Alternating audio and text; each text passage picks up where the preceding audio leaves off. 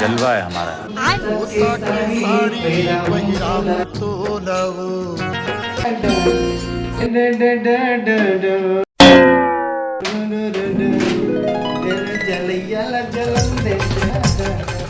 कहाँ जात रे?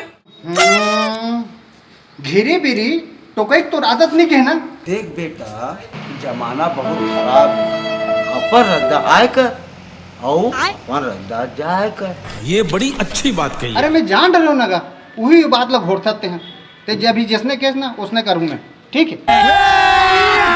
अभी मजा आएगा ना भिड़ो। दादा कहे है अपन भाव ला फूक फूक के रखे मेरा। हाँ, लेकिन ये साला कर क्या रहा है यहाँ पे?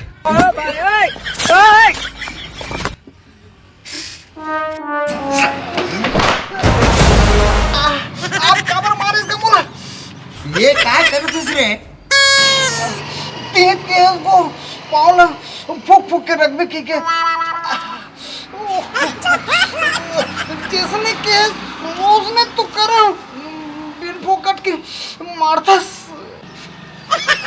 साले बैठा और भूको अच्छे साले हरे। ये भगवान क्या जुल्म।